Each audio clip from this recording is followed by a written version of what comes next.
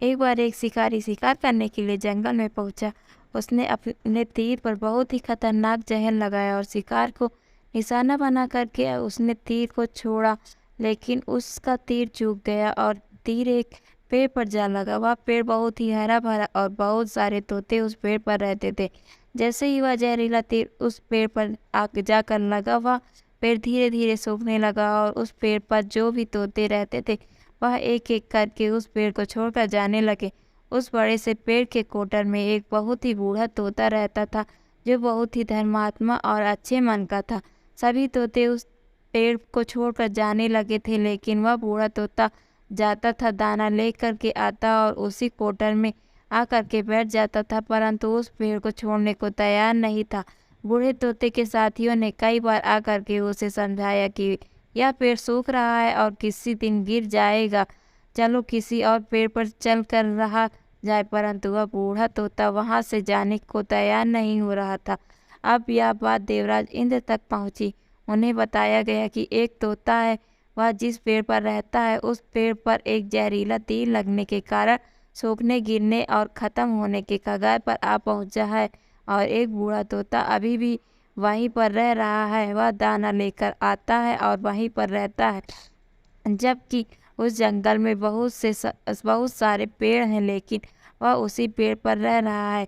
देवराज इंद्र प्रकट हुए और उस बूढ़े तोते से कहने लगे कि आप बहुत धर्मात्मा हैं, बहुत ही अच्छे मन के हैं, लेकिन आप इस पेड़ को छोड़कर किसी और पेड़ पर चले जाइए, क्योंकि यह पेड़ कुछ ही दिनों में गिर जाएगा। तालाब के पास से बहुत से बड़े हरे भरे पेड़ हैं, बड़े बड़े कोटर हैं, उन पेड़ों पर फल भी लगे हुए हैं, उन्हें वहीं पर तोड़कर खा सकते हैं, परंतु यहाँ से आप चले जाएं। तोता बोला, माफ़ कीजिएगा, इस पेड़ ने मुझे जीवन दिया है, शिकारियों से मेरी रक्षा की है और हर मौसम में मेरे साथ रहा है। ये कोटर मेरा घर है, यहाँ मैं पला बड़ा हूँ। इस पेड़ को मैं छोड़कर कैसे जा सकता हूँ? इस पर संकट आया है तो क्या मैं इसे छोड़कर चला जाऊं? मैं ऐसा कभी नहीं कर सकता। देवराज इंद्र तोते की इस बात से बहुत ही प्रसन्न हुए। उन्होंने तोते से कहा, मैं आपके इस बात से बहुत ही खुश हूँ, मांगो जो आपको मांगना है।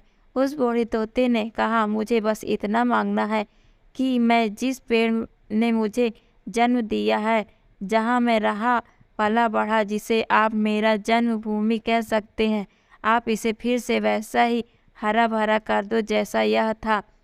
देवराज ने अमृत से उस पेड़ को सींच दिया और पहले की तरह हरा भरा कर दिया।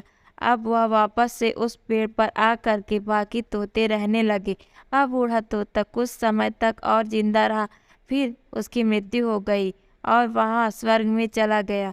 यह कहानी हमें यह सिखाती है कि जब भी किसी इंसान का बुरा दौर आता है तो इमोशनली वह टूटा हुआ होता है, उसे किसी के सहारे की ज़रूरत होती है, किसी की आवश्यकता होती है।